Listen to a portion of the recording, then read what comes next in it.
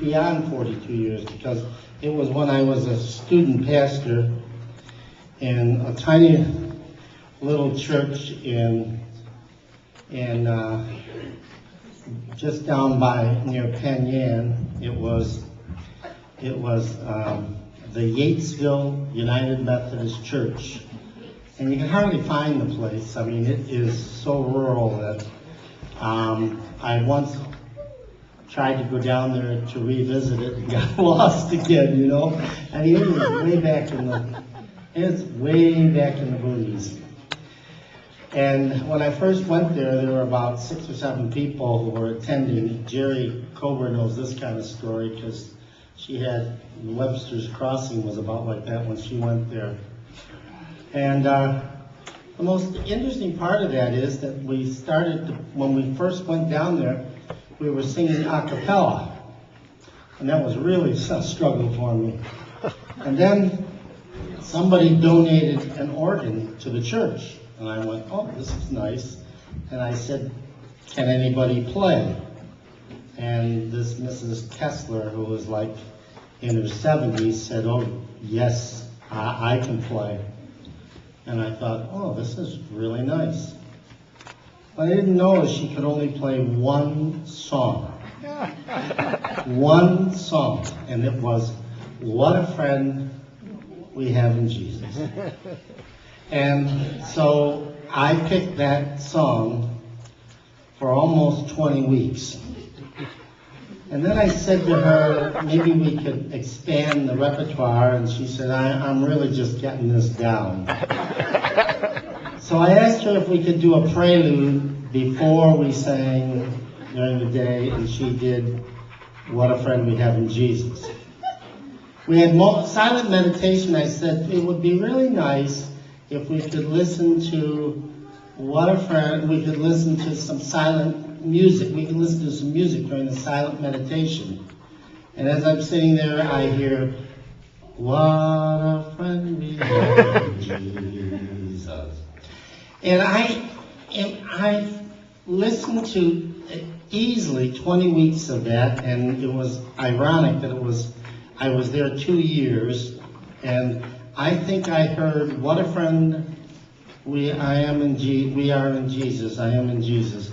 I must have heard that every week at least for something, whether it was the prelude, whether it was one of the hymns, but always we sang, what a friend we have in Jesus.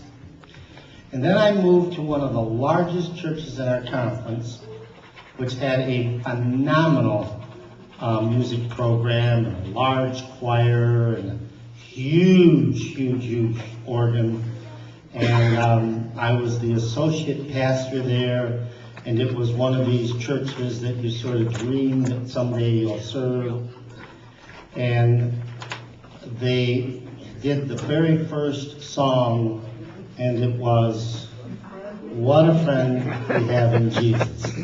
And I thought, I'm never going to get away from this song. And over the years, you know, it took a while before I could sing that song, because every time I heard it, I went, oh, here we go again. But the irony of it is that one day, as I was sitting around thinking about that song, it all of a sudden dawned on me why I had to hear that song so many times. Because I never was able to put the words right. It isn't what a friend I have in Jesus. It is, am I a friend of Jesus? It should be a question. It shouldn't be a declarative statement. It should be a question. Am I a friend of Jesus? And the job is not just to sing it, but to do it. And during Lent, it's a really, really good thing to ask that question again and again. Am I a friend in Jesus? So the next time you hear that song, ask the question. Think about where you are, and hope, and really, in as many ways as possible, can we be Jesus' friend, not only to Jesus, but to all the people Jesus loves. I want to say on a personal note, thank you to Dewey for this brainchild. This was a piece of genius. Really. Love it. Love it. It's just a mellow time, and it's a wonderful time to do this. And we will be doing this again, right? Yes. And I promise not to sing. You can applaud that too. You know, I was thinking about it in my family. I don't sing very well at all, obviously. Laura sings beautifully. I have a niece who's a music teacher and teaches vocal music. And I have a grandson who the choir director asked him, please be in the concert, but don't sing. So we're kind of all over the place. Thank you very much.